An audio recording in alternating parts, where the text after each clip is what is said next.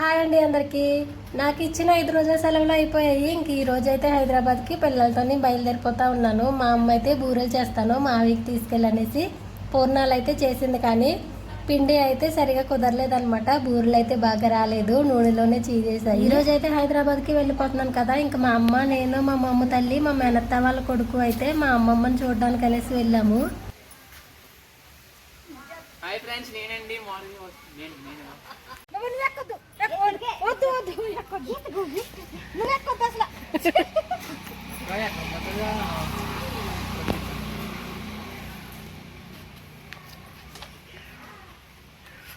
అమ్మ నువ్వు పట్టుకో.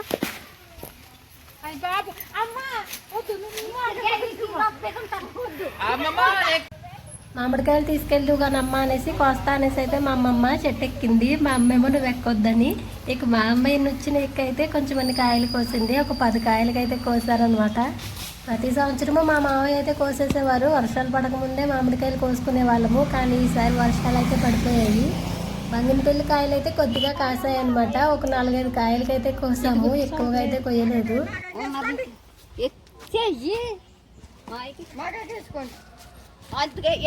లేవు చెట్లు తక్కువ. అలా చెయ్యా బాగుంటుంది. ఇంకా తెలుసున్నా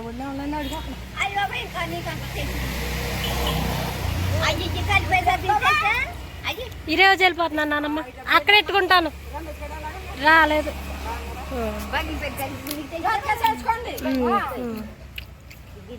ఆ పగిలినకాయ అయితే మా తమ్ముడు నేను తింటా ఉన్నాము. తమ్ముడు అంటే మా మేనత్త వాళ్ళ కొడుకే, కానీ చిన్నప్పటి నుండి వాళ్ళ అక్క అని పిలవడమే మాకు అలవాటు.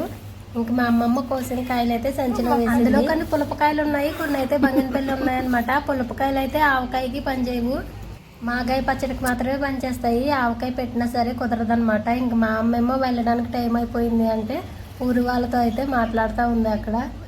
ఎప్పుడూ చాలా ఎక్కువ కాయలు ఉండేవి, కానీ ఈసారి అయితే అమ్మమ్మ కూడా ఇంటి దగ్గర సరిగ్గా ఉండట్లేదు. ఇంకా కాయలు అయితే చుట్టుపక్కల వాళ్ళు కోసుకుని వెళ్ళిపోయారంట. ఆవకాయ పచ్చడి పెట్టుకునే చెట్టు ఉండేది, కానీ గాలివానకైతే ఇంటి మీదకి వాలిపోయింది అనేసి అమ్మమ్మ అయితే తీయించేసింది. ఇప్పుడున్న కాయలేమో ఆవకాయ పచ్చడికి ఎందుకు పనిచేయవంటే వాటి తొక్క చాలా తాటగా అయితే ఉంటుంది. ఆవకాయ పెట్టిన వెంటనే ముక్కలు బాగా మెత్తబడిపోయి పచ్చడి అయితే పోతుంది. ఒకసారి అయితే పెట్టి చూసాం కానీ సరిగా కుదరలేదు. అందుకే వాటిని ఉప్పులో వేసి ఎండలో బాగా ఎండబెట్టుకుని అయితే పచ్చడి కలుపుకున్నాం. మామిడికాయలు తీసుకొని మేమైతే బయలుదేరిపోయాము. కొద్దిసేపు ఉందామంటేనేమో బూరెలు చేస్తానమ్మా, అమ్మమ్మ కూడా తీసుకెళ్ళి కానీ మా అమ్మ అయితే చాలా టైం వేస్ట్ చేసేసింది. ఆ బూరెలు అయితే సరిగ్గా రాలేదు, ఇంకా అమ్మమ్మ కూడా తీసుకొని రాలేదు. ఇంకా నాకైతే బస్ టైం అయిపోతా ఉందని బయలుదేరిపోయామన్నమాట. ఆ ఊరిలో మామిడి చెట్లు అయితే చాలా ఎక్కువగా ఉంటాయి, అవి కూడా బంగినపల్లి చెట్లే అనమాట. ఎండ ఎదురు రావడంతో మామిడికాయలు అయితే చూపిందాం అనుకున్నాను, కానీ సరిగా కనిపించలేదు. చాలా పెద్ద పెద్ద కాయలు అయితే ఉన్నాయి. వెళ్ళే దారిలో అయితే పనసకాయ తీసుకుందాం అనేసి ఆగాను, కానీ చాలా కాస్ట్ ఎక్కువ అయితే చెప్పారు.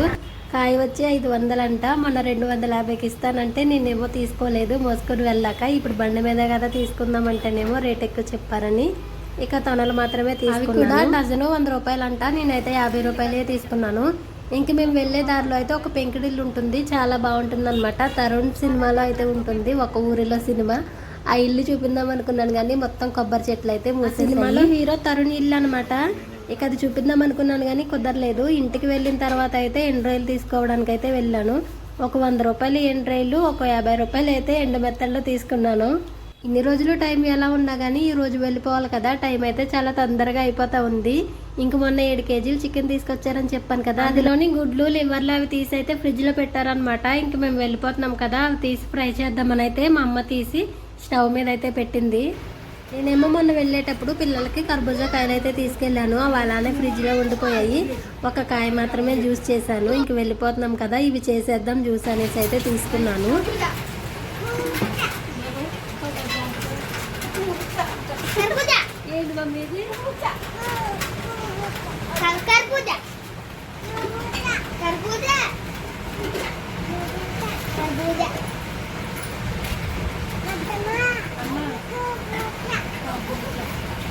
మా అమ్మమ్మ తల్లేమో నేను జ్యూస్ ఎప్పుడు చేస్తానా అని పక్కనే కూర్చొని పెద్దమ్మ కర్బూజా అనేసి చెప్తా ఉంది నాకు.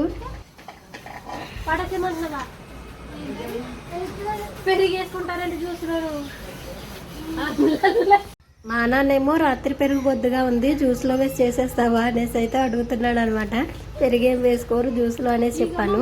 మా పిల్లలు అయితే బట్టలు తీసుకొచ్చేసారు, కానీ మా ఏమైనా ఉన్నాయేమో కొంచెం అనేసి వెళ్ళాను. ఇక ఆర్లైన్ బట్టలు అయితే ఉన్నాయన్నమాట, అవి తిరిగేసి అయితే వచ్చేసాను. నేను బట్టలు సర్ది పెట్టుకున్నాను, రెడీ అయిపోయి ఉన్నాను కదా. మా మమ్మ తల్లి అయితే నన్ను అసలు వదలడమే లేదు, నేను వచ్చేస్తా అని నా వెనకాలే తిరుగుతూ ఉంది. 5 నిమిషాలు కూడా నన్ను వదలడమే లేదు. నేను ఎక్కడికి వెళ్తే అక్కడికి వస్తానే ఉంది. ఇక డాబా పైకి వచ్చాను, నాతో పాటు పైకి వచ్చేసింది.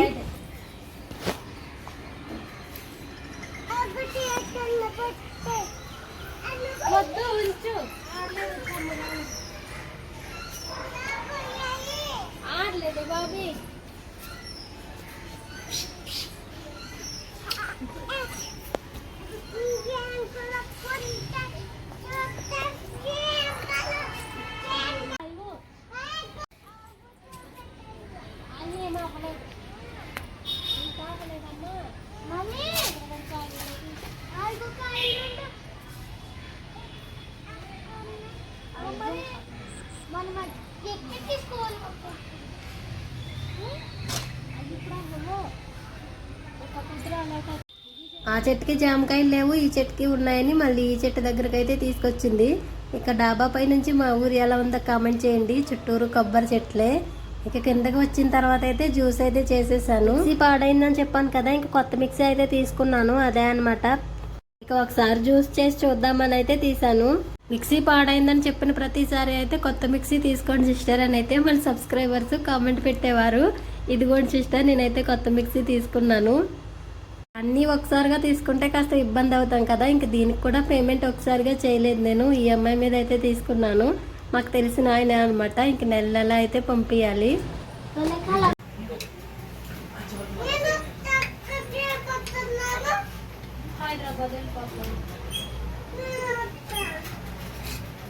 అక్కడికి వచ్చిన తర్వాత అమ్మ కావాలి అంట.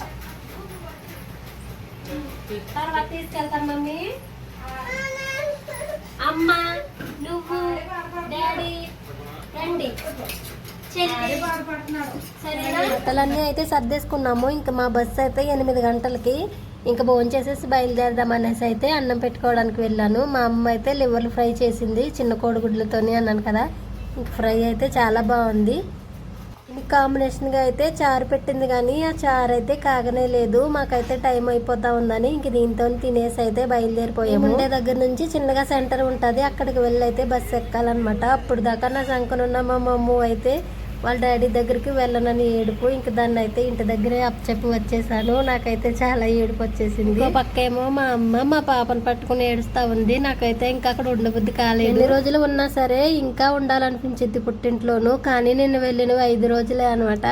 ఎప్పుడు మా అమ్మ అయితే ఉండేది కాదు సరిగ్గాను, కానీ ఈసారి సెలవులకి మా అమ్మ అయితే కొద్ది రోజులు ఉందాం అనుకున్నా, కానీ బాధ్యతలు అనేవి ఉంటాయి కదా. మా పిల్లల్ని అయితే స్కూల్లో జాయిన్ చెయ్యాలి. ఇప్పుడు చదివించిన స్కూల్ కాకుండా వేరే స్కూల్లో వేద్దాం అనుకుంటున్నాను. ఇచ్చినవే 5 రోజుల సెలవులు. ఆ 5 రోజుల సెలవులు కాకుండా నేను ఏమైనా ఎక్స్ట్రా తీసుకుంటే ఈ 5 రోజుల సెలవులకి నేను తీసుకున్న వాటికి కూడా శాలరీ కట్ అయిపోతుంది. ఇంక అందుకని అయితే బయలుదేరి హైదరాబాద్కి వచ్చేసాము.